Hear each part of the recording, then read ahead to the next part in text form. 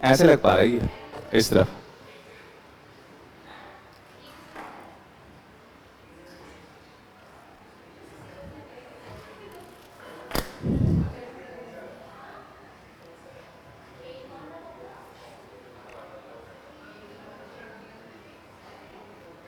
Hello. अच्छा, हिमांशु तो आया था सुबह। आप तो लंच कर लिया?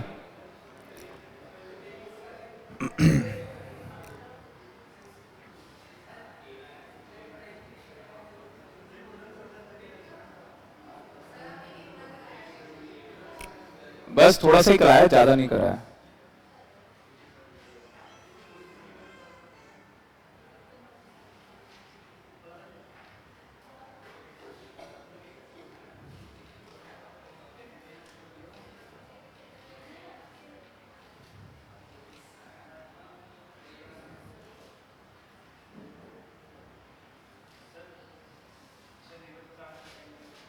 रिवर्स चार्ज का मतलब जब रिसिप्टेंट टैक्स पे करेगा तो उसको क्या बोलेंगे? Reverse charge. जब सप्लायर पे, जैसे आपने हरिओम ये हीरा स्वीट तो सुना ही होगा, तो हम लोग दुकान में जाते हैं, मिठाई खरीदते हैं, तो उसमें टैक्स कौन पे करता है? हीरा स्वीट। तो वो क्या है? फॉरवर्ड चार्ज है, मतलब सप्लायर टैक्स पे कर रहा है। अगर टैक्स सप्लायर पे कर रहा है तो उसको क्या बोलेंगे? Forward charge. और अगर रिसिप्टेंट पे कर रहा है तो रिवर्स चार्ज। जैसे मान लो यहां पे आपकी फीस पे जीएसटी काट दिया, तो उसका जीएसटी कौन जमा कराएगा? टॉपर्स। तो वो कौन है? टॉपर। सप्लायर है, सप्लायर ऑफ सर्विस है, तो वो फॉरवर्ड चार्ज पे आएगा। हाँ, तो वो रिवर्स चार्ज के अंदर आएगा।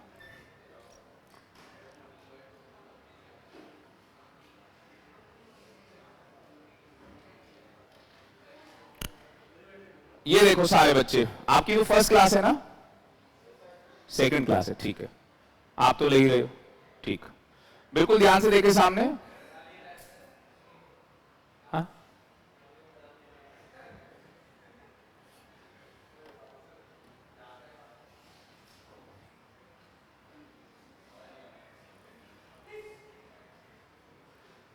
अब अगर आप ध्यान से देखोगे, कितने बच्चे रिवाइज करके आए? रजिस्ट्रेशन रिवाइज करके आए हो? वो कर दिया ना?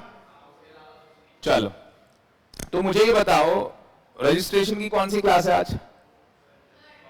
थर्ड क्लास है। देखो पहले से ही थर्ड क्लास के नोट्स बने हुए। Lecture number third. हाँ, तो सेक्शन 22। सबसे पहले कौन सा सेक्शन है? 22 है। 22 में मैंने क्या बताया था? Threshold limit. क्या बताई थी threshold limit? 10 lakh, 20 lakh, 40 lakh. Priyanshi, 10, 20, 40, यही बताई थी लिमिट। अगर ये लिमिट क्या करेंगे? क्रॉस करेंगे तो जीएसटी में रजिस्ट्रेशन कराना है। उसके बाद कौन सा सेक्शन आ गया? हाँ हाँ, भाई जितने स्टेट में तेरी ब्रांच होते हैं स्टेट में रजिस्ट्रेशन करवा, क्या दिक्कत है? 23 क्या है? कि आपको जीएसटी में रजिस्ट्रेशन नहीं कराना है। 23 क्या है? आपको जीएसटी में रजिस्ट्रेशन नहीं कराना। और 24 क्या है? कंपल्सरी रजिस्ट्रेशन, कि भैया आपको जीएसटी में रजिस्ट्रेशन कराना ही कराना है। इतनी बात समझ में आ गई? क्या यहां तक हम लोगों ने कर लिया था? यस। आज कौन सा सेक्शन करना है? 25। तो लिखो सेक्शन 25 क्या है? Procedure. Procedure for GST registration.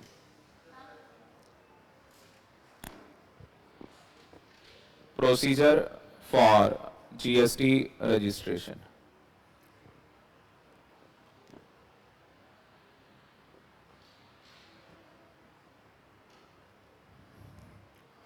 Section 25 में जीएसटी रजिस्ट्रेशन का प्रोसीजर बता रखा है।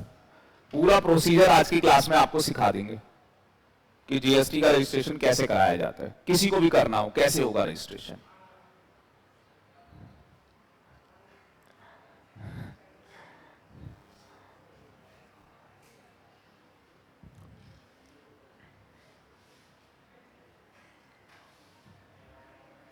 पहले समझ लो, पहले समझ लो फिर नोट करना।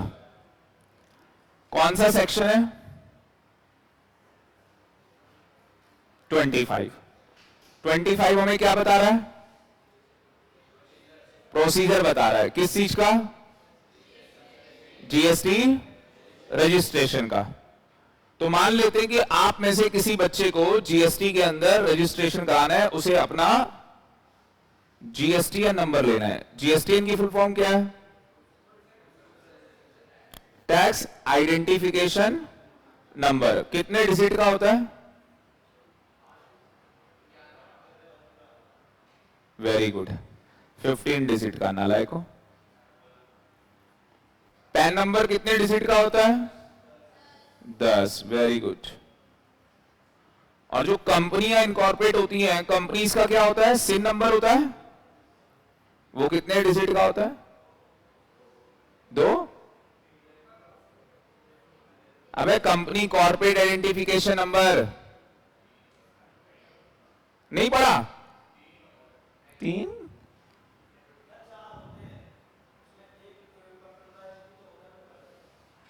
अरे मैं कह रहा हूं कंपनी का कॉर्पोरेट आइडेंटिफिकेशन, जो आरओसी से सर्टिफिकेट मिलता है, सर्टिफिकेट ऑफ इनकॉर्पोरेशन, कंपनी को 21 डिजिट का होता है।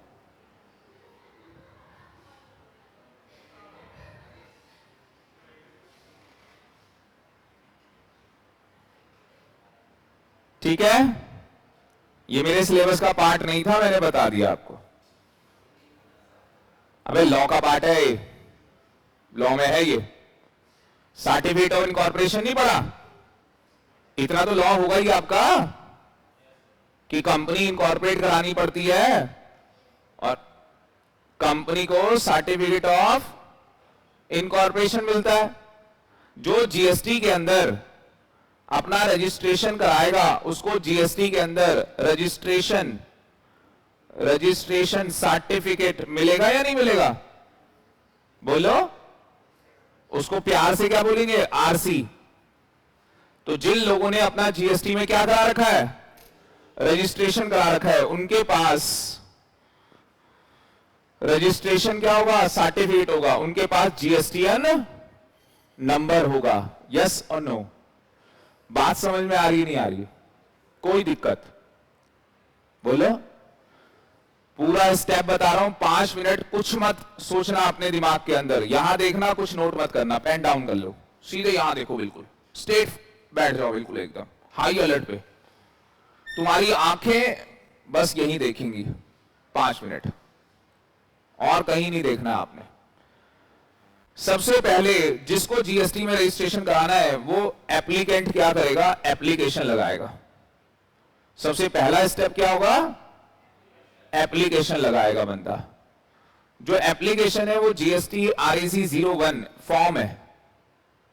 जीएसटी आरईसी 01 क्या है? फॉर्म है। इस फॉर्म के अंदर एप्लीकेशन लगाई जाती है।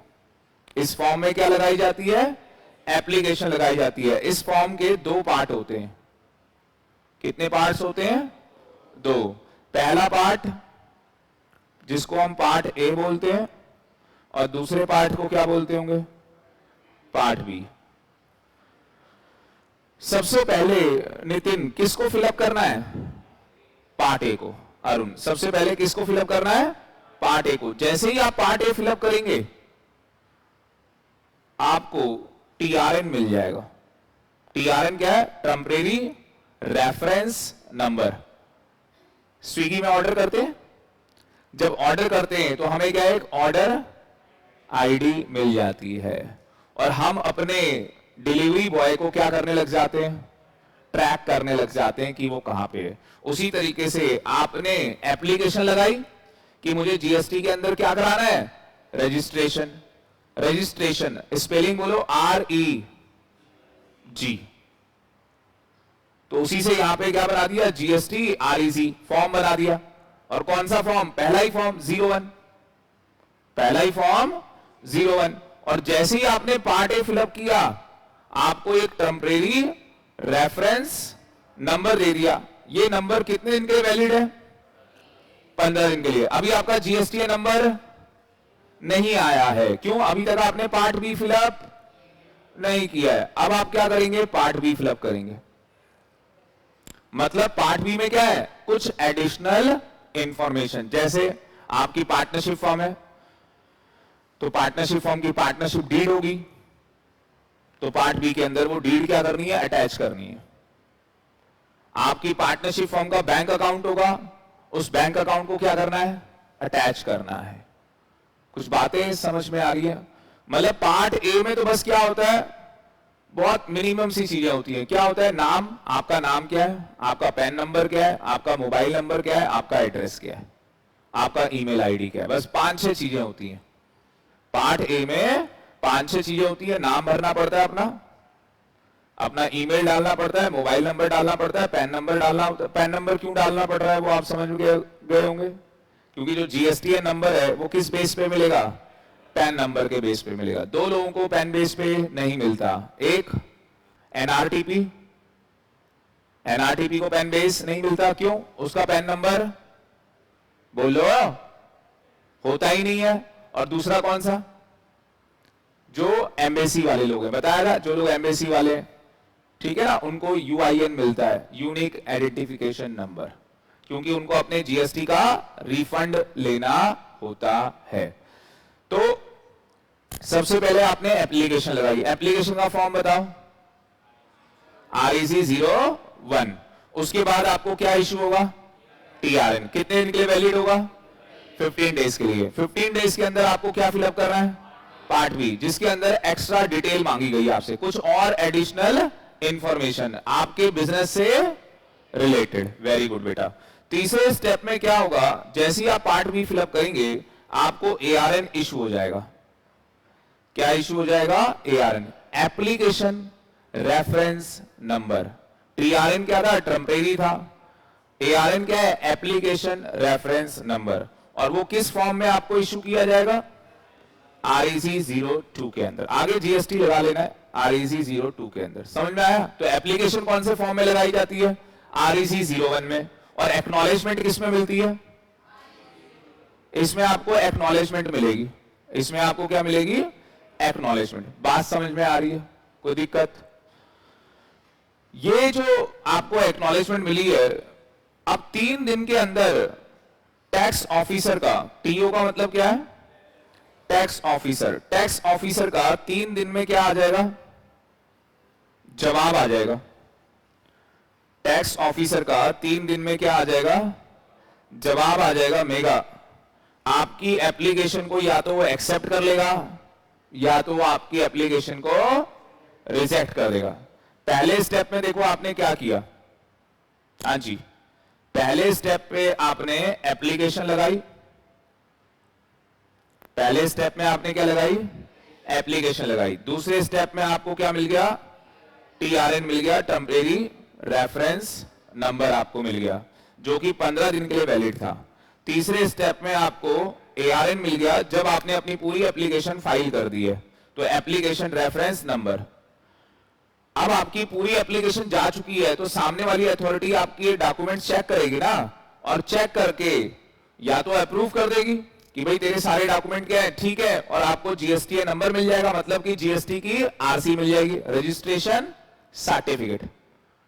तो 3 दिन के अंदर चौथे स्टेप में टैक्स ऑफिसर या तो अप्रूवल दे देगा या वो कोई क्वेरी करेगा। क्वेरी मतलब कुछ पूछ रहा है हमसे, क्वेरी मतलब हमसे कुछ पूछ रहा है, उसको लग रहा है कि कुछ और इंफॉर्मेशन इससे मांगनी चाहिए, इसने कुछ इंफॉर्मेशन हमें कम दी है, अधूरी दी है। अगर उसने अप्रूवल दे दी, अगर टैक्स ऑफिसर ने अप्रूवल दे दी 3 दिन के अंदर, तो आपको REC 06 में क्या होगा? जीएसटी की आरसी मिल जाएगी, रजिस्ट्रेशन सर्टिफिकेट मिल जाएगा, कहानी खत्म। आपको यही तो चाहिए थी। आपने अप्लाई क्यों किया था? क्योंकि आपको रजिस्ट्रेशन सर्टिफिकेट चाहिए था। तो जीएसटी की आरसी कौन से फॉर्म में मिलती है? REC 06 के अंदर। अगर हम सिंप्लीफाइड फॉर्म में चले, बिल्कुल सिंप्लीफाइड फॉर्म में, तो सबसे पहले क्या हुआ? एप्लीकेशन लगाई गई। कौन से फॉर्म में एप्लीकेशन लगाई? जीएसटी REC 01 के अंदर। और हमें हमने क्या फिलअप किया, पार्ट ए, और हमें टीआरएन दिया गया जो कि 15 डेज के लिए क्या था, वैलिड था, 15 दिन के लिए ये वैलिड था। बताओ इसमें कोई डाउट? उसके बाद क्या हुआ सेकंड स्टेप में, सर हमने पार्ट बी फिलअप किया, और पार्ट बी फिलअप करने के बाद हमें क्या दिया गया, एआरएन।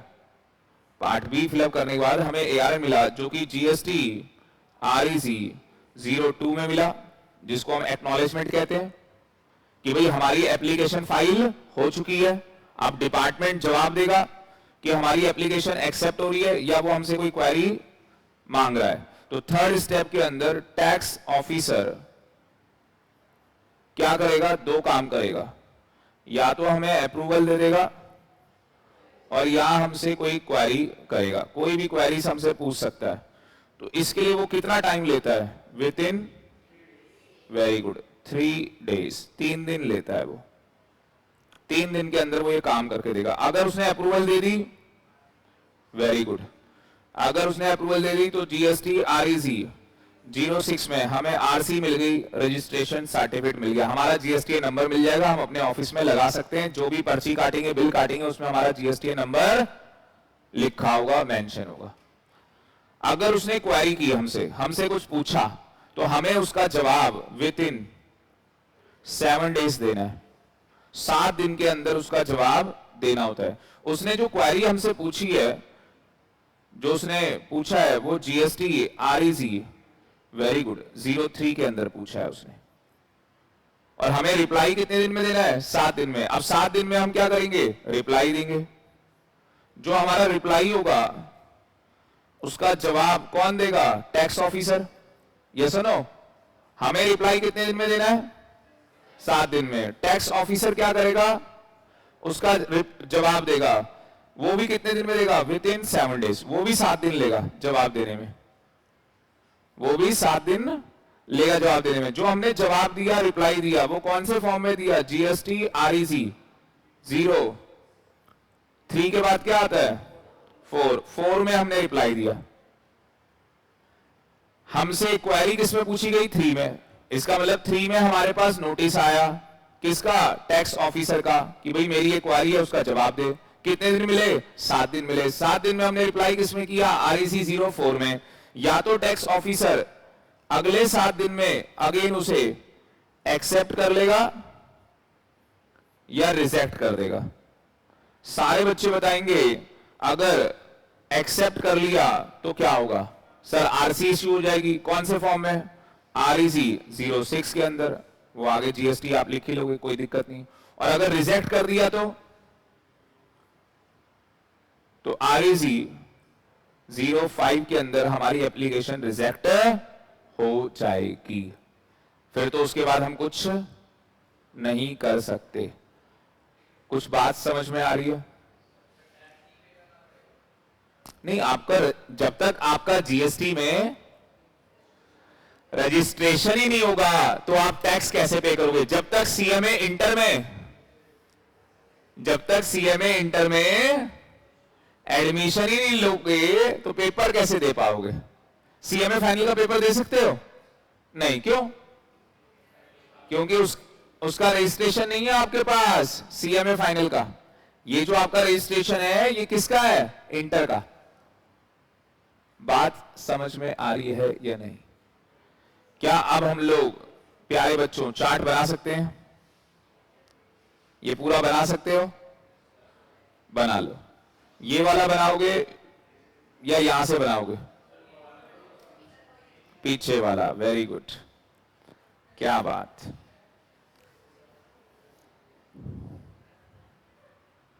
रटा तो नहीं मारना पड़ा? हल्का सा ही केक खाया, इतना सा ना के बराबर, तो गले में दिक्कत हो गई। बताओ। कोल्ड ड्रिंक बोले पी लो, मैंने भैया कोल्ड ड्रिंक पी ली, 3-4 क्लासें उड़ जाएंगी। वैसी पीजीपी स्टार्ट किया है।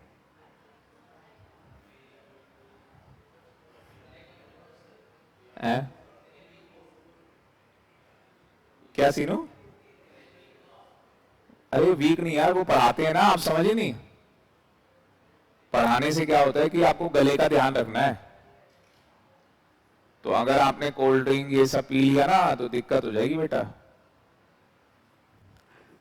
अब आप तो यंग ब्लड हो।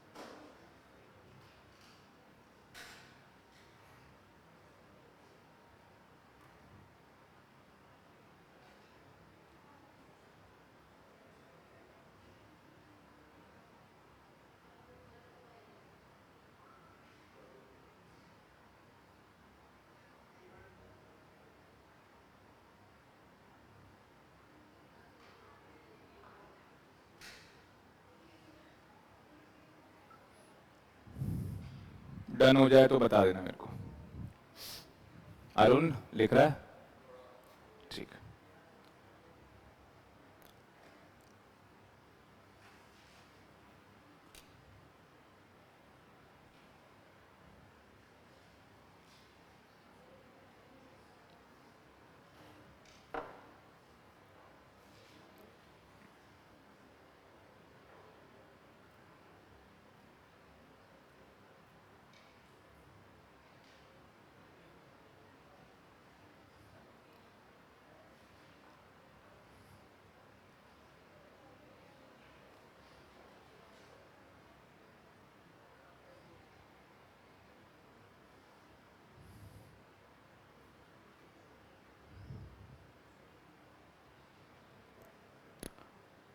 हमें भी वो जवाब 7 दिन में देगा और हम भी उसे 7 दिन में जवाब देंगे, है ना?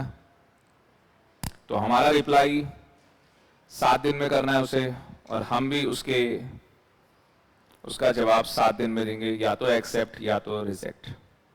और अगर कोई जवाब नहीं आया 7 दिन में तो डीम्ड एक्सेप्टेंस। हाँ जी, यहीं पे स्टार करके लिख लेना। इफ नो रिस्पॉन्स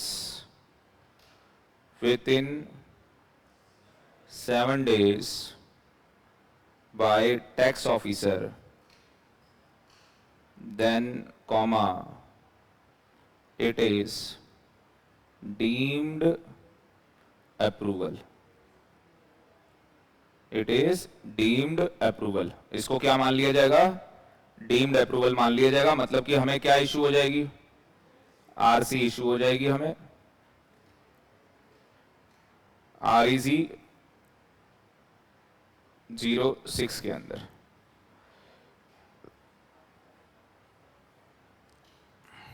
अच्छा, 3 दिन में जवाब नहीं आया तो वो भी क्या माना जाएगा? Deemed approval. यहां पे भी है ना, ऊपर वाला भी अगर 3 दिन में जवाब नहीं आया तो यहां पे अगर क्वेश्चन साइलेंट मतलब वो साइलेंट रहा 3 दिन के लिए, मतलब आपने उससे लिख लेना ये 3 दिन के लिए अगर वो साइलेंट रहा।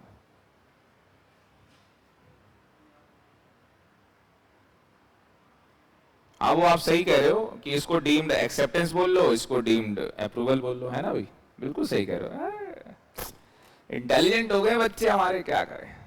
दिव्यांशु को देखा नहीं, भाई साहब क्या आंसर दे रहा था सुबह बैठ के, जबरदस्त। यहां बैठा था जो, इंटेलिजेंट होगा बच्चा। पीजीपी 22 नंबर जेब में डाल लो, बस कहानी खत्म। मैं कह रहा हूं ये रजिस्ट्रेशन जीएसटी का बहुत इंपॉर्टेंट चैप्टर है। रजिस्ट्रेशन रटना कुछ नहीं है, रटना पड़ेगा इसको, कोई रटने की जरूरत ही नहीं। बच्चा 7 दिन ये सब घर जाके पढ़ना है आपको, घर जाके पढ़ाई करनी है अपनी।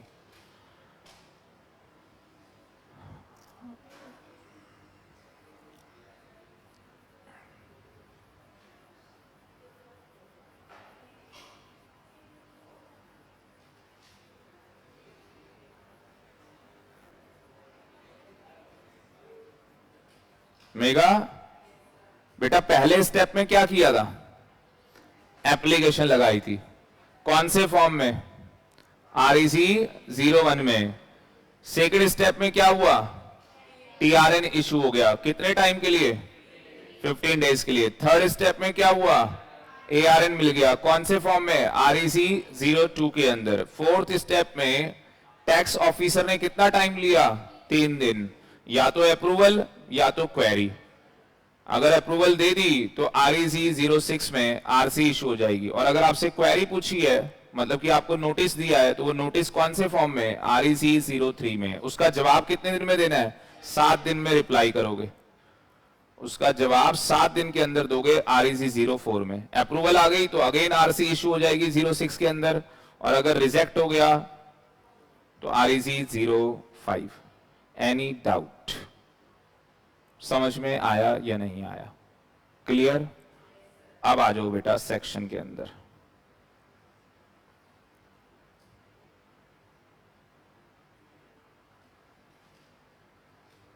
लिखना section 25 subsection 1।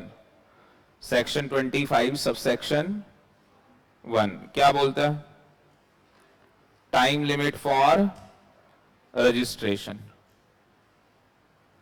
Under GST. Time limit for registration under GST.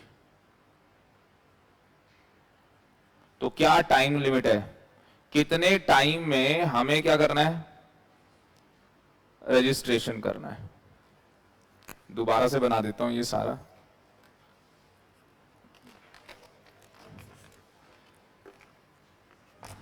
कितने टाइम पे हमको ये काम करना है।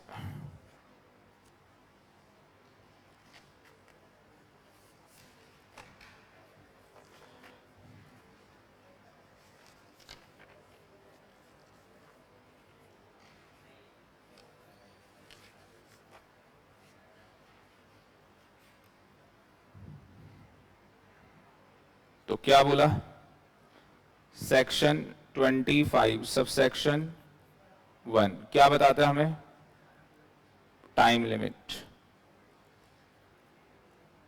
For GST registration. जैसे भी लिख लो, रजिस्ट्रेशन फॉर जीएसटी या जीएसटी रजिस्ट्रेशन, क्या टाइम लिमिट है। तो इसको ऐसे बनाना, पहला केस उसको बोलते हैं हम लोग नॉर्मल केस, कि नॉर्मल केसेस में कितने टाइम में जीएसटी में रजिस्ट्रेशन कराना होता है। और कुछ कैसे केस हैं, स्पेशल केसेस हैं, उसमें कितने टाइम में रजिस्ट्रेशन कराना होता है। तो एक तरफ नॉर्मल है, दूसरी तरफ स्पेशल है। नॉर्मल केस क्या है कि आपको 30 डेज में क्या कराना है, रजिस्ट्रेशन कराना है। तो विद इन 30 डेज। अब ये 30 दिन कहां से, from the date of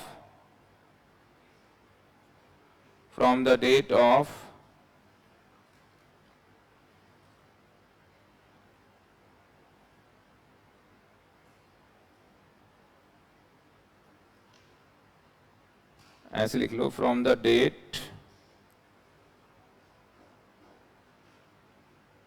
on which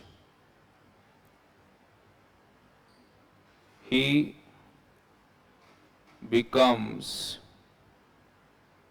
liable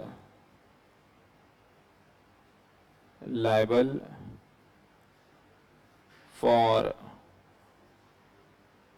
registration.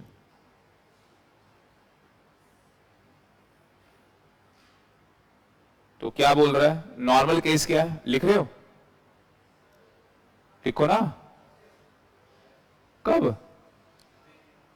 अच्छा, तो within, Arun, within 30 days में क्या करना है? From the date of on which he become liable for registration. तो जब आप क्या हुए? लायबल हुए रजिस्ट्रेशन के। तो सेक्शन 22 में हम कब लायबल होते हैं?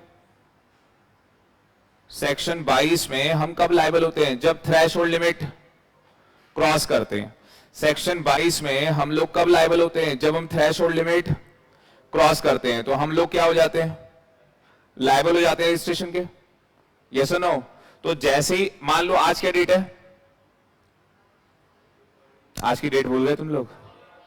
14 फरवरी। और अगर 14 फरवरी को हम लायबल हुए हैं रजिस्ट्रेशन के लिए, तो तस्लीम कितने दिन में हमें रजिस्ट्रेशन करा लेना है जीएसटी के अंदर? एप्लीकेशन कितने टाइम में फाइल कर देनी है? मिले कि आरसी कितने दिन में मिलेगी वो छोड़ो, कितने दिन में अप्लाई कर देना है? 30 दिन के अंदर। कहां से 30 दिन में? जहां से हम लायबल हुए थे। तो सेक्शन 22 में कहां से लायबल हुए थे? जब हमने वो लिमिट क्रॉस की थी। कब की हमने क्रॉस? 14 फरवरी। तो यहां से हो जाएगा मीटर स्टार्ट, और हमें यहां से 30 दिन के अंदर अंदर एप्लीकेशन लगानी होगी। उसके बाद आरसी कभी भी मिले कोई दिक्कत नहीं है, पर हमें एप्लीकेशन 30 दिन में लगा लेनी है। बात समझ में आ रही है या नहीं आ रही है? कहां से 30 दिन में लगाना है? लायबल फॉर रजिस्ट्रेशन, इस डेट से। शॉर्ट फॉर्म में इसको एलएफआर बोला करूंगा। लेजर फोलियो नहीं है कोई, एलएफआर। लेजर फोलियो होता था ना अकाउंट्स में, ठीक है ना? तो शॉर्ट फॉर्म में मैं बोला करूंगा कि 30 डेज कहां से होते हैं? डेट कहां से? एलएफआर से, liable for registration. Bar bar liable for registration नहीं बोल सकते। एक तो 22 हो गया, क्या सेक्शन 24 भी लग सकता है यहां पे? यस। जैसे ही आप 24 के अंदर आए, आपने इंटरेस्ट रेट अप्लाई कर दी। जैसे ही आपने इंटरेस्ट रेट अप्लाई कर दी, क्या आपको जीएसटी में अरुण रजिस्ट्रेशन कराना पड़ेगा? यस, क्योंकि आप सेक्शन 24 में आ गए हो। और सेक्शन 24 क्या है? कंपल्सरी रजिस्ट्रेशन, कि भैया थ्रेशोल्ड लिमिट गई बाहर में। अगर आप सेक्शन 24 में बैठे हो तो आपको 30 दिन के अंदर अंदर क्या ले लेना है? जीएसटी का रजिस्ट्रेशन अप्लाई कर देना है आपको। 30 दिन में आपको अप्लाई कर देना है। तो समझ में आया? तो सेक्शन 22 हो सकता है और 24 हो सकता है। इसके अलावा और कोई सेक्शन हो सकता है? आंसर इज नो, दो ही सेक्शन। और यही दोनों सेक्शन मैंने आपको करा दिए। Threshold limit, compulsory registration. 23 वाले को तो कराना ही नहीं है, पर अगर वो कराना चाहे तो वो 25(3) में कराया था। मैंने बताया था वॉलेंट्री रजिस्ट्रेशन, और मैं क्या करा रहा हूं? 25(1). अगर किसी को वॉलेंट्री रजिस्ट्रेशन लेना है तो वो बंदा 25(3) में लेता है वॉलेंट्री रजिस्ट्रेशन। आप समझ में आ रही होगी बात, क्या कहानी? बताओ, कोई दिक्कत? अच्छा बताओ क्या होगा? या तो ये 30 दिन में अप्लाई कर देगा या तो नहीं करेगा। यस और नो? तो या तो 30 दिन में क्या हो जाएगा? हाँ जी, आंसर यस होगा कि हमने एप्लीकेशन इज सबमिटेड। यस और नो? तो या तो 30 दिन में हमने एप्लीकेशन क्या कर दी होगी? सबमिट कर दी होगी,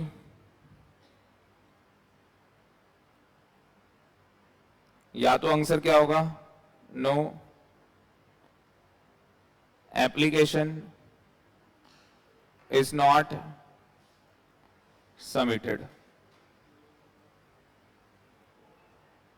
तो 30 दिन में बच्चों क्या होने वाला है, या तो हम एप्लीकेशन सबमिट कर देंगे और या तो हमने नहीं की होगी। अगर हमने सबमिट कर दी तो हमारी आरसी की, जो हमें आरसी मिली होगी, उसकी इफेक्टिव डेट क्या मानी जाएगी? आरसी की इफेक्टिव डेट क्या होगी? प्रियांशी पिटने वाले हो, दिन भी बड़ा अच्छा है आज। इफेक्टिव डेट क्या होगी बताओ, हमारे आरसी की इफेक्टिव डेट क्या होगी?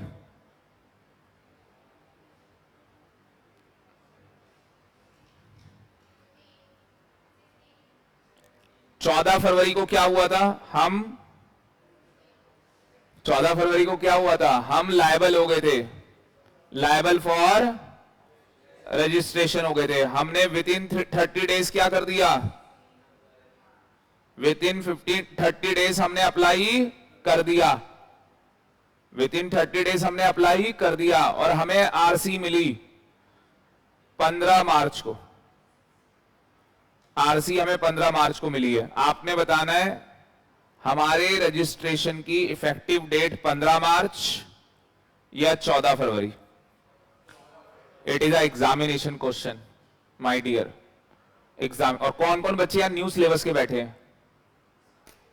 आज लिख के रख लो, ये रिकॉर्डिंग कर लो, चाहे आपके एमसीक्यू में ना आए तो मुझे बता देना भाई, एमसीक्यू में आएगा ये, और फिर मैं खोल के दिखाऊंगा। जो बच्चे दिसंबर पेपर जून में, ये देख, मैं बोल भी रहा था इनको, ये आ जाएगा। कितने कह रहे 14 फरवरी हमारी इफेक्टिव डेट होगी? हाथ उठाओ। और कितने कह रहे 15 फरवरी, जिस दिन आरसी ग्रांट हुई है वही हमारी इफेक्टिव डेट। ओ सॉरी 15 मार्च, जिस दिन 15 मार्च को आरसी ग्रांट की गई है वही हमारी इफेक्टिव डेट मानी जाएगी। 15 मार्च वाला कोई नहीं है, मतलब ऐसे वाले कौन लोग हैं? फिर सबने तो वोटिंग की नहीं थी। पार्टिसिपेट करना बहुत जरूरी है। दोबारा हाथ उठाओ 14 फरवरी वाले, सारे उठा। बिल्कुल, तुमने सही जवाब कैसे दे दिया? सबने सही जवाब है आपका 14 फरवरी। तो इफेक्टिव डेट क्या होगी?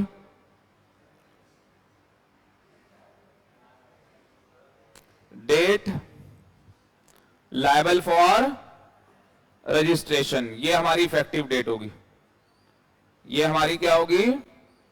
इफेक्टिव डेट होगी। और अगर 30 दिन में अप्लाई नहीं किया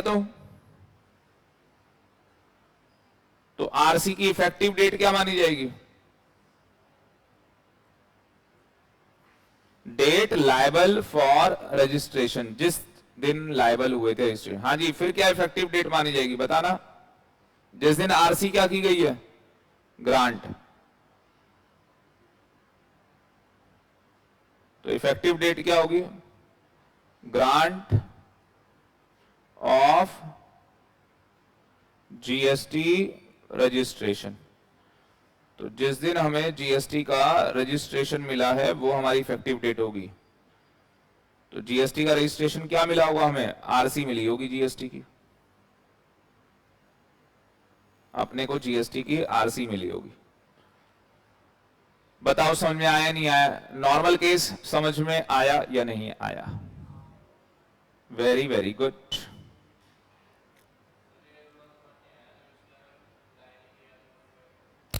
भाई उसने 30 दिन में अप्लाई नहीं किया, कभी तो करेगा, कभी तो करेगा। फिर क्या होगा? जिस दिन इसको आरसी दी जाएगी वही डेट इसकी इफेक्टिव मानी जाएगी। तो इसलिए या तो आप 30 दिन में अप्लाई कर लो। देखो इधर देखो, आपके ऊपर कौन सा सेक्शन लग रहा है बताओ खुद? सेक्शन 22 और 24। क्या जीएसटी में आपको रजिस्ट्रेशन कराना ही नहीं कराना? कराना है ना। आप सीएमए फाउंडेशन पास हो गए, अब आपको कहां एडमिशन लेना है? इंटर में। या तो बच्चा टाइम से एडमिशन ले लेगा और या तो टाइम से नहीं लेगा। टाइम पे एडमिशन ले लिया, जो अटेम्प्ट उसे चाहिए होगा मिल जाएगा, और टाइम पे नहीं लिया तो क्या होगा? फिर जो अटेम्प्ट होगा ड्यू उसके हिसाब से मिलेगा। अब समझ में आ रहा ना? देखो कि सर इसने 30 दिन में अप्लाई कर दिया, इसके ऊपर सेक्शन 22 और 24 लग गया था, ये बच्चा सीएमए फाउंडेशन पास हो गया था, टाइम पे अप्लाई किया 30 दिन में, तो जिस डेट को पास हुआ था उसी दिन मान लिया गया कि सीएमए में इंटर में आ चुका है, उसी दिन मान लिया। और अगर 30 दिन में अप्लाई नहीं किया तो भाई करेगा तो सही, ऐसा तो है नहीं कि इंटर में एडमिशन ही नहीं कराएगा, फिर फाउंडेशन दी किस लेती, फालतू में क्यों टाइम वेस्ट किया और पैसे क्यों खर्च किए। तो जब भी अप्लाई करेगा, जिस दिन आरसी मिलेगी वही डेट आपकी इफेक्टिव डेट होगी, उसी डेट से आपके जीएसटी के बिल माने जाएंगे। आप बैक डेट से अपने जीएसटी के बिल नहीं काट सकते। अभी एक चैप्टर पढ़ाऊंगा इनवाइस का, आप लोगों का ना दिमाग नहीं चल रहा, सच बता रहा हूं। आपका ये क्वेश्चन आना चाहिए कि सर आपने ये बोला कि अगर ये 30 दिन में अप्लाई कर लेगा तो इसकी इफेक्टिव डेट क्या होगी, डेट लायबल फॉर रजिस्ट्रेशन। अब आप अप्रिशिएट करोगे, मुझे अप्रिशिएट करोगे, आप देखो कैसे अप्रिशिएट करोगे। 14 फरवरी को क्या हुआ था, लायबल फॉर रजिस्ट्रेशन हो गया था, क्या इसके पास जीएसटी नंबर था, नहीं, तो जो भी इसने बिल काटे होंगे बिना जीएसटी नंबर काटे होंगे। और 15 मार्च को क्या मिल गया है, जीएसटी नंबर मिल गया, आरसी मिल गई है, और वो आरसी कब से इफेक्टिव है, 14 फरवरी से। तो मुझे बताओ क्या बैकहैंड में 30 दिन के इसने बिल तो काटे नहीं है जीएसटी के, क्या वो बैकहैंड में काट सकता है, अब बैकहैंड में कैलकुलेशन कर सकता है? यस, ये हम लोग आपको इनवाइस चैप्टर में पढ़ाएंगे। ये हम आपको क्या पढ़ाएंगे, इनवाइस चैप्टर के अंदर। क्योंकि बाकी जितने भी बिल, अच्छा माल भी खरीदा होगा और माल बेचा भी होगा, जो खरीदा होगा उसका टैक्स का क्रेडिट मिलेगा। देखो उसको पता लग रहा है, क्योंकि भैया आज मैं सुबह भी क्लास में बता रहा था, ये प्रोजेक्टर खरीदा है, ये सब खरीदी है चीजें, तो इनके ऊपर जीएसटी पे किया होगा तो इसका क्रेडिट मिलेगा। और जो बच्चों से फीस ले रहे हैं उस पर जीएसटी लगा रहे हैं तो आउटवर्ड है, उसके ऊपर टैक्स देना है, तो outward liability minus ITC, minus होके जो आएगा वो पे करना है सरकार को। कुछ समझ में आ रहा है? तो ये हॉस्पिटलों के साथ बहुत होता है, क्योंकि हॉस्पिटल में तो आपको बताइए ना, बिना बिल के तो काम होगा ही नहीं, तो वो बिल काट देते हैं, जैसी जीएसटी नंबर आता है बैकहेड में इनवाइस इशू कर देते हैं। कैसे होती है इनवाइस इशू, वो मैं इनवाइस के चैप्टर में बताऊंगा, ठीक है? कोई दिक्कत? हिमांशु ने एक क्वेश्चन पूछा था, देखो उसके ऊपर कितनी डिटेल डिस्कशन हो गई, समझ में आया या नहीं आया? तो नॉर्मल केस क्या है कि सर 30 दिन में अप्लाई करना होता है, कहां से, डेट लायबल फॉर रजिस्ट्रेशन, चाहे सेक्शन 22 लग रहा हो चाहे 24 लग रहा हो। 30 दिन में अप्लाई कर दिया, नमस्ते लंदन, नहीं किया, जिस दिन आरसी मिलेगी वही डेट आपकी इफेक्टिव डेट मानी जाएगी। अब आ जाओ बच्चों स्पेशल केस में। स्पेशल केस में और भी बहुत सारे केस हैं, तो पहला केस स्पेशल का, पहला केस किसका है, सीटीपी का। दूसरा केस किसका है, एनआरटीपी का। पहले सीटीपी और दूसरा NRTP.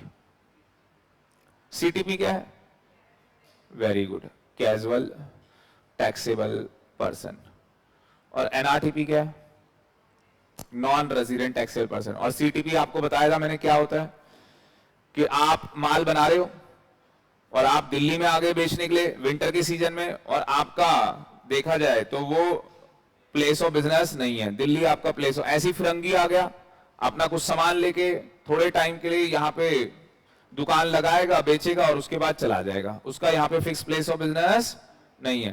Casual taxable person means a person, casual taxable person का मतलब क्या है, a person supplying goods and services without having a fix place of business, उसका फिक्स प्लेस ऑफ बिजनेस, बस यही डेफिनेशन लिखी होती है पेपर में, ठीक है? कोई दिक्कत नहीं। अब किसका रजिस्ट्रेशन सिखाऊंगा, सीटीपी, उसके बाद एनआरटीपी। सिखाऊं सीटीपी का?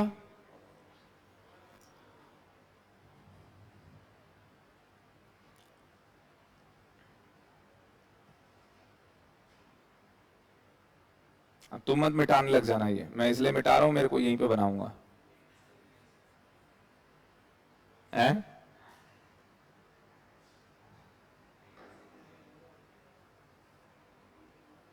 तो पहला केस किसका लेने जा रहा हूं, सीटीपी। सीटीपी को क्या करना है एक बार मैं दिखा देता हूं, फिर जल्दी लिख लेंगे। सीटीपी और एनआरटीपी का एक साथ ही बन जाएगा, सीटीपी और एनआरटीपी का वैसे एक साथ ही बन जाएगा, कोई दिक्कत आपको आएगी नहीं। मैं दिखाता हूं आपको, पहले आप देख लो फिर बनाएंगे चार्ट, पहले आप देख लो फिर बनाएंगे चार्ट।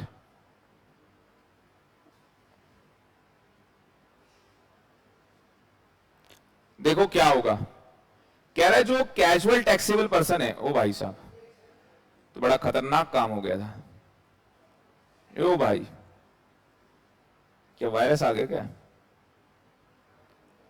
जो कौन है, कैजुअल टैक्सेबल पर्सन है, उसको कमेंसमेंट ऑफ बिजनेस, दिल्ली में दुकान लगाने से पहले, दिल्ली में जहां पे उसका फिक्स प्लेस ऑफ बिजनेस नहीं है, वहां पे दुकान लगाने से पहले 5 दिन पहले, प्रायर लिखा है ना, सीओबी का मतलब क्या है, कमेंसमेंट ऑफ बिजनेस। सीओबी का मतलब क्या है, commencement of business. Business commence करने से पहले कितने दिन पहले, 5 दिन पहले क्या करना पड़ेगा, अप्लाई करना पड़ेगा।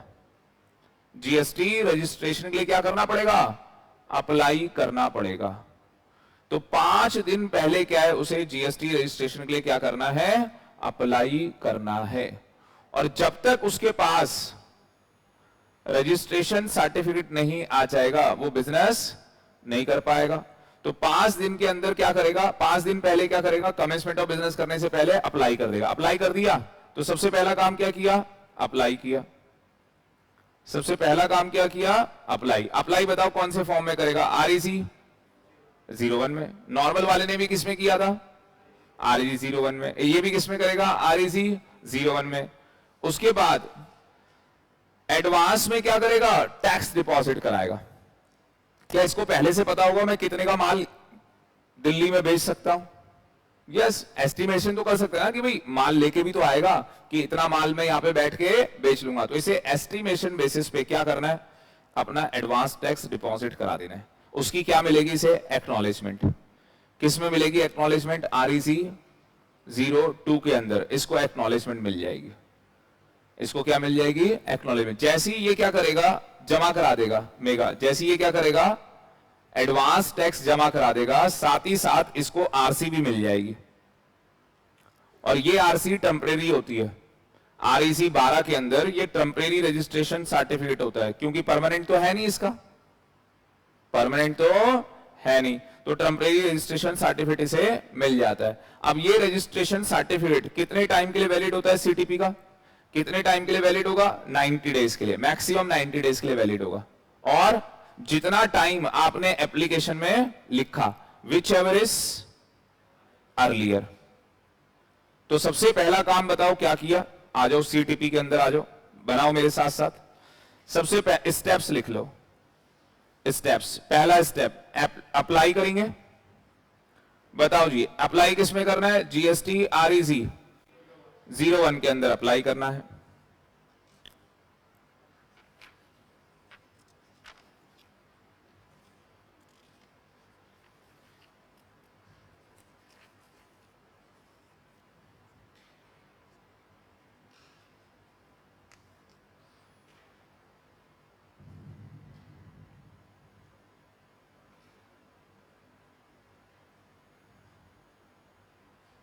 अप्लाई के बाद क्या होगा,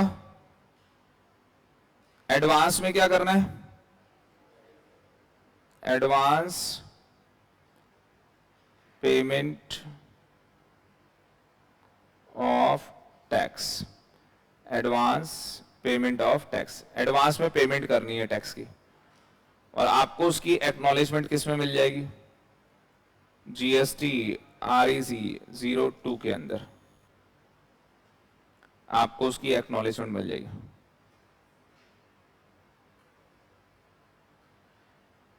क्या जब एडवांस में पेमेंट कर देंगे उसके बाद ही हमें थर्ड स्टेप में क्या मिलेगी, आरसी दी जाएगी। थर्ड स्टेप के अंदर, थर्ड स्टेप में क्या हो जाएगा फिर, registration is granted,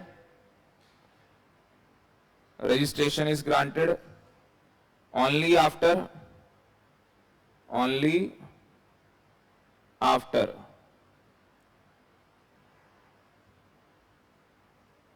payment of advance tax, yes or no, only after payment of advance tax।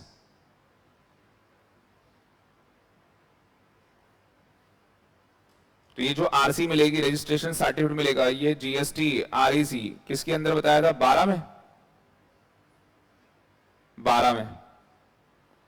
12 में मिलेगी आरसी।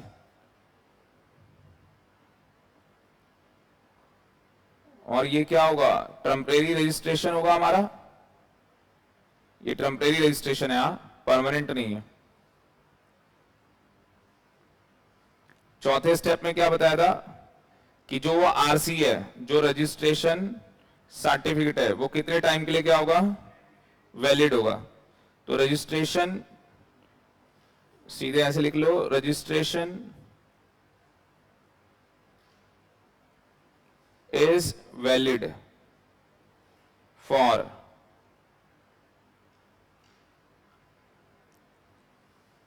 तो 2 टाइम पीरियड आ जाएंगे इसमें, the period specified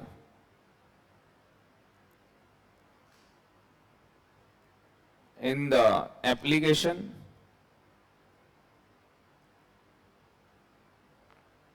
for registration, जो पीरियड मैंने स्पेसिफाइड कर रखा है रजिस्ट्रेशन के लिए एप्लीकेशन में वो, और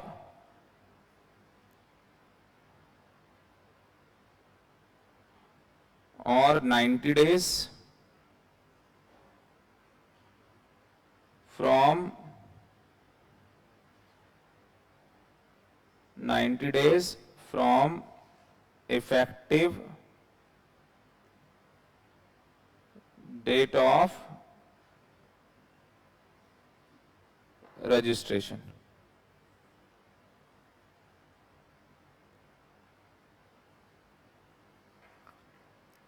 तो क्या बोला है, रजिस्ट्रेशन कितने टाइम के लिए वैलिड है, जितना आपने एप्लीकेशन में टाइम बोला है कि मुझे कितने दिन के लिए, उसको पता होगा ना मैं कितने दिन के लिए जा रहा हूं, मैं 40 दिन के लिए जा रहा हूं, तो मैं कितने दिन के लिए रजिस्ट्रेशन मांगूंगा, 40 दिन के लिए। ये 40 दिन क्या है, मेरा से है, मैं एजम्पशन ले रहा हूं।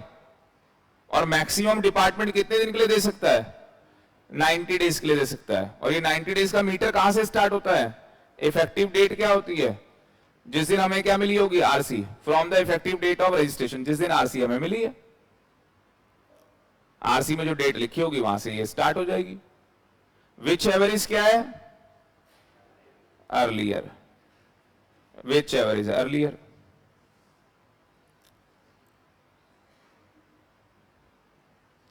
और ये सारी बातें कहां लिखी हैं, सेक्शन 27 में, सेक्शन 27 में लिखी हैं सारी बातें।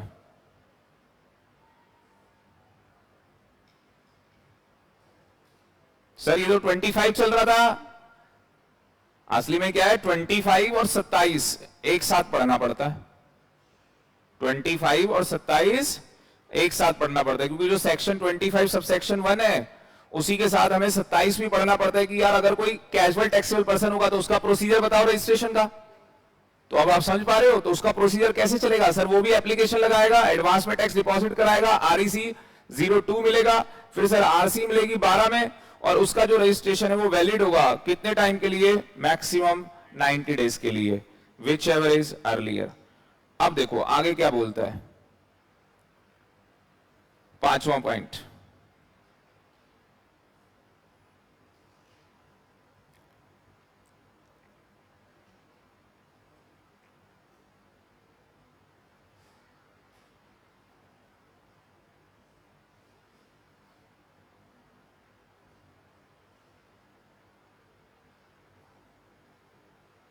registration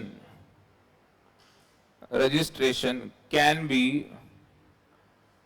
be extend, हाँ जी, क्या रजिस्ट्रेशन को एक्सटेंड किया जा सकता है, क्या रजिस्ट्रेशन का एक्सटेंशन कर सकते हैं, यस और no, registration can be extend, yes और नो। तो आंसर इज यस, आप रजिस्ट्रेशन को क्या कर सकते हो, एक्सटेंड कर सकते हो। मतलब कितने टाइम का था पहला रजिस्ट्रेशन जो आपको मिला था, जो आपको पहले रजिस्ट्रेशन मिला था वो कितने टाइम के लिए मिला था आपको, तो मैक्सिमम आपको 90 डेज के लिए फर्स्ट रजिस्ट्रेशन दिया गया था आपको पहला। अब उसको क्या कर रहे हैं, एक्सटेंड कर रहे हैं। तो कितने डेज के लिए एक्सटेंड हो सकता है आगे फर्दर, 90 डेज के लिए एक्सटेंड हो सकता है। फर्दर कितने डेज के लिए एक्सटेंड हो सकता है, 90 डेज। तो यहां पे लिखेंगे आंसर इज यस, और कितना लिखेंगे यहां पे, further extension, further extension period is 90 days. तो फर्दर जो एक्सटेंशन पीरियड है वो 90 डेज के लिए। क्या 90 डेज के आगे जा सकते हैं? हाँ जी, और 90 डेज। अभी कितने दिन हो गए टोटल? 90 टोटल कितना हो गया? 180। क्या बियॉन्ड 180 डेज भी एक्सटेंशन ले सकते हैं? हाँ, क्या 180 डेज के बाद भी एक्सटेंशन ले सकते हैं? Answer is no.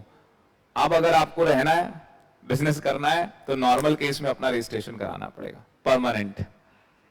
6 महीने हो गए, बिल्कुल सही हिसाब लगाया कि भाई तेरे को 6 महीने हो गए टेम्परेरी रख के, अब तेरा इतना ही ज्यादा वो हो गया है तो परमानेंट कर ले अब तो 180 डेज के बाद नहीं होगा। तो क्या लिखेंगे 6 पॉइंट पे? After 180 days. पता लग गया 180 डेज कहां से आ गए?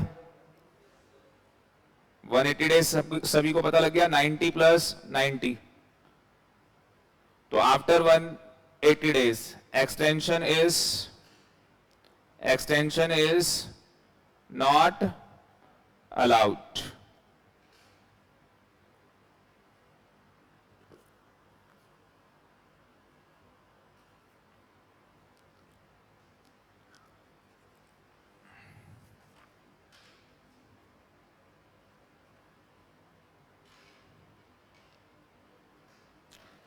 तो after 180 days extension is not allowed.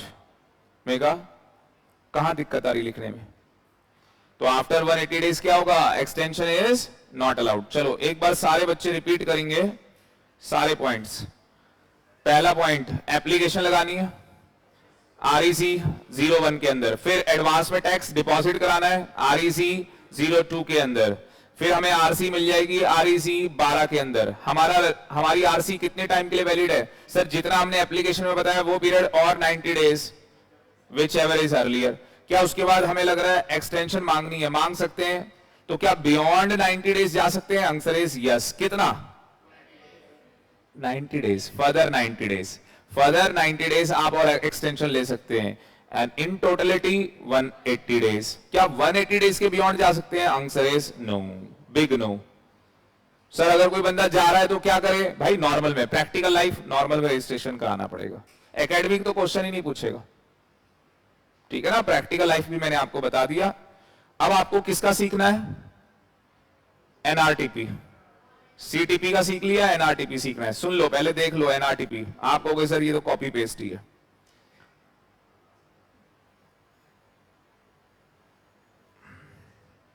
अच्छा एक चीज बता दूं आपको, बच्चा कहता है सर फॉर्म बता दिया आपने, तो ये सीटीपी ये फॉर्म कैसे याद रखेंगे? सीटीपी का फॉर्म कैसे याद होगा? पहला कौन सा था? 1, उसके बाद कौन सा था? 2, और उसके बाद क्या हुआ था? 12 आपको मिला ही था। कुछ समझे? 1, 2 और क्या बना? 12। ऐसे याद रखना है, 12/12 है ये। 1 में एप्लीकेशन है, 2 में हमने एडवांस टैक्स दिया हुआ है, 12 में हमें आरसी मिली हुई है। अपने आप ही याद हो गया 12/12। 1, 2 वो अपने आप ही 12 बन गया। ऐसी एनआरटीपी का है 9/2/11, ऐसी उसका है 9/2/11। समझ गए होंगे 9/2/11 क्या है? 9 क्या होगा उसका? एप्लीकेशन। एनआरटीपी का 9 क्या होगा? एप्लीकेशन। 9/2 में क्या मिलता होगा? वो जो एडवांस में टैक्स डिपॉजिट किया। देखो 2 तो कॉमन ही होना था, और 9/2 क्या बोला मैंने? 11। अभी बताएंगे 11 क्या है। ये देखो जी, 9 में क्या लगा रहा है? एप्लीकेशन।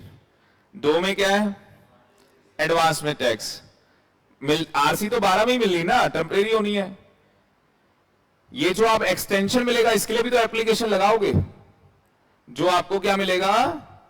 एक्सटेंशन मिलेगा, इसके लिए भी तो क्या लगाओगे? एप्लीकेशन लगाओगे। तो एप्लीकेशन जो है एक्सटेंशन की वो कहां लगती है? 11 में।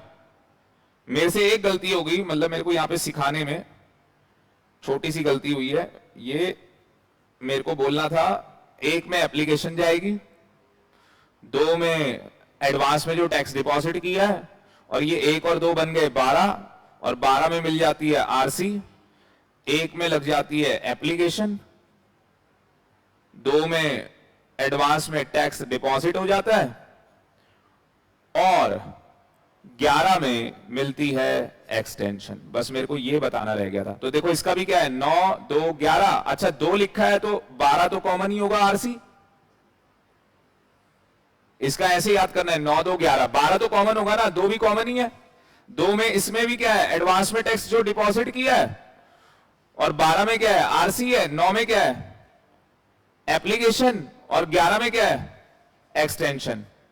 कॉपी कट पेस्ट सारा स्टेप सेम है, बस क्या बदला, फॉर्म बदल गया।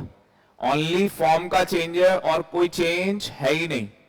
जो सेम प्रोसीजर सीटीपी का था वही सेम प्रोसीजर एनआरटीपी का। ये समझ लो कि सीटीपी हम सीएमए के स्टूडेंट, और सीए वाला सीएमए करना चाहता है, और वो कहां एडमिशन लेना चाहता है, इंटर में, और उसने सीए फाउंडेशन पास किया है। तो आपको पता होगा, मतलब मेरी नॉलेज में तो इतना ही है कि अगर सीए फाउंडेशन पास है तो डायरेक्ट आपकी इंटर में एडमिशन है सीएमए के अंदर। कितनों को पता है ये बात, पता लग रहा है शक्ल से, कितनों को नहीं पता थी। अगर भाई सीए फाउंडेशन पास है ना तो सीएमए इंटर में डायरेक्ट एडमिशन होता है, पता थी ना, वेरी गुड। अरे हमें स्टूडेंट से ही पता लगता है, स्टूडेंट ही बताते हैं।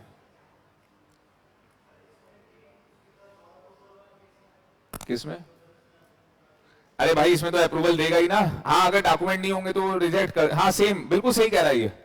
अगर इसमें वो नोटिस देगा तो किस में देगा नोटिस, बताओ। अब देख सारा आ गया तेरे को। अगर मान लो उसको कुछ एडिशनल लेना है तो नोटिस देगा कौन, टैक्स ऑफिसर, जीएसटी, आरईसी। 03 में नोटिस देगा, तू रिप्लाई कितने किस में करेगा, आरईसी। 04 में, और अगर उसके बाद एक्सेप्ट हो गया तो आपको पता ही है 12, और अगर रिजेक्ट हो गया तो, बहुत बढ़िया अरुण बहुत बढ़िया, RE 05 रिजेक्ट।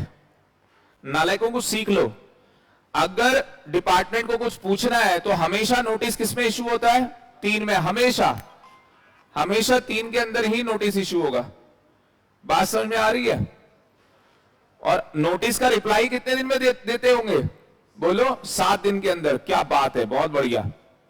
और फिर ये रिप्लाई देता होगा 7 दिन में, और डिपार्टमेंट कितने दिन में रिप्लाई देता हुआ, 7 दिन में। तुम्हारा जवाब अगर 7 दिन में आएगा तो मेरा भी जवाब 7 दिन में आएगा।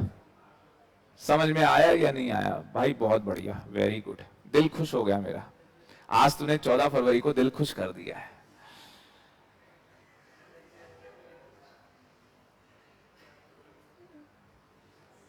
फॉर्म रटने पड़ेंगे, फॉर्म रिवाइज कराने, या हो गया रिवाइज, याद हो गए ना, वेरी गुड। आपको पता है आपको जो जीएसटी के नोट्स मिले हैं, मिले ही नहीं है, यही तो बोल लो ना फिर सामने से, किस किस को नहीं मिले हैं। वो पर्ची में नाम लिखा हुआ है, दोबारा आज लिख के दे दो यार। 1 2, एक बार हाथ उठा दो प्लीज। 1 2 3 4 5 6 7 8। तेरे को मनीष मिल गए, तू क्यों चिल्ला रहा था। अच्छा ठीक है, 8 लोगों को नहीं मिले हैं भाई। हाँ जीएसटी की, हाँ जीएसटी की बुक दिखाओ, कहाँ है। इसमें सब लिखा हुआ है, ये सब लिखा हुआ है इसके अंदर। और मेरे को देना आप, मैं नीचे इनको क्या है वो पर्ची दूंगा, और फिर इनको बोलूंगा कि भैया ये बच्चे इनको जीएसटी के नोट्स दे देना अगली। आज मैंने इनको 20 सेट के लिए बोला है, तो अगली क्लास में आपको 100% फिर मिल जाएंगे। और आपको बस जाके कुछ नहीं करना, अपना नाम बोलना है, बोलना सर ने मेरा नाम लिखा हुआ होगा, वो पर्ची तो आप ही ने बनाई है ठीक है ना। मैं कहा था, ये देखो मैं आज आपको एक चीज दिखाता हूं, आप और खुश करता हूं मैं आपको। पूरा प्रैक्टिकल मेगा, पूरा प्रैक्टिकल अगर आप देखना चाहते हैं, वीडियो देखना चाहेंगे, क्या बोलना है। अबे रजिस्ट्रेशन की वीडियो है, मैं कोई पठान मूवी दिखा रहा हूं क्या। ये कौन है, एप्लीकेंट, कह रहा पठान, एप्लीकेंट है ये। फिर थोड़ी देर में कहेगा दीपिका। क्या कर रहा है एप्लीकेंट, क्या कर रहा है देख रहे हो आप। पार्ट ए, जूम करूं,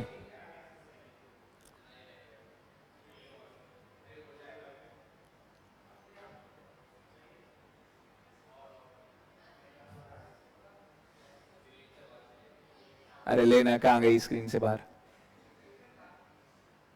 एप्लीकेंट आ गया, बोल जल्दी, ये चला जाएगा। एप्लीकेंट ने क्या किया? पार्ट ए फिलअप किया, पार्ट ए के बाद क्या मिला? टीआरएन। कितने दिन के लिए? 15 दिन के लिए। फिर पार्ट बी फिलअप किया, क्या मिलने वाला है? आजा, ऐसे कहो, आजा, अभी आएगा। अरे आएगा रे। अब इसमें स्पीड स्पीड पता नहीं कैसे बढ़ती है, हमें पता नहीं ना। आएगा धीरे धीरे, ये तो पूरा प्रैक्टिकल है।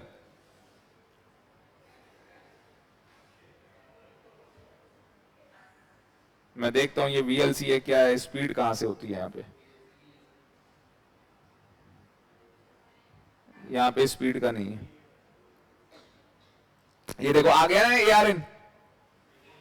हाँ, ये हिमांशु पक्का बोलेगा नहीं दिख रहा, और तू तो भाई है हिमांशु का। आ गया एआरएन। अब क्या होने वाला है एआरएन के बाद?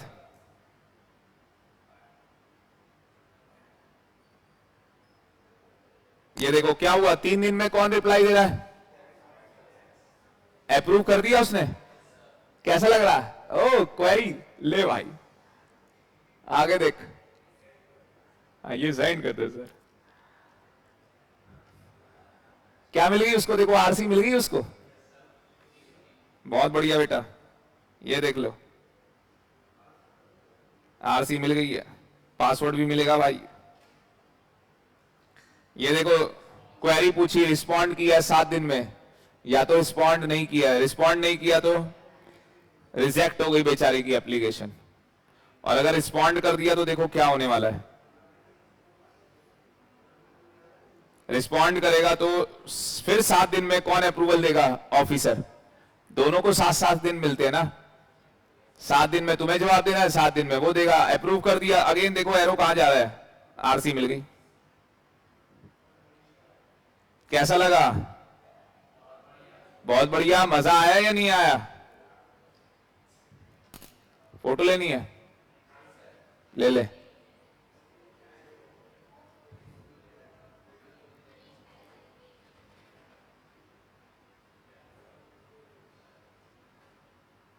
तेरे मजे ले रहे हैं ये?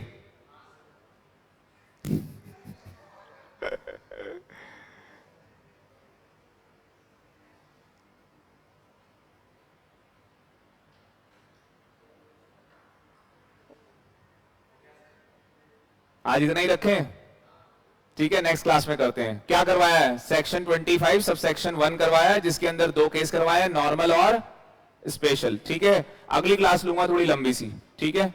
तो आज के लिए इतना ही। Thank you very much. और प्लीज आप ये लोग याद कर लें, उम्मीद है आप लोग याद कर लेंगे। जिस बच्चे के पास मेरा नंबर नहीं है वो मेरा नंबर ले ले भाई।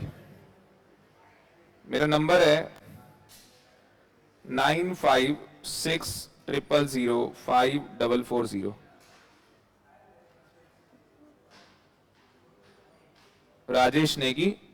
और अपना नाम, अपना कोर्स और अपना अटेम्प्ट, और जल्दी से एक पेज पे बच्चे नाम लिख के दे दो। आप निकाल लो एक पेज फटाफट, जिसको बुक लेनी है सीएमए की, जीएसटी की, ये मेरे को आप व्हाट्सएप कर देना, ठीक है? अच्छा आपने कर दिया था मेरे को व्हाट्सएप? क्या बोला था? अच्छा वो ऐड करने के लिए आप ही थे क्या रात? अच्छा ठीक है, वो मैं एडमिन नहीं हूं ना उसमें। अच्छा मेरे लिए बोलते हैं? ए भगवान बताओ।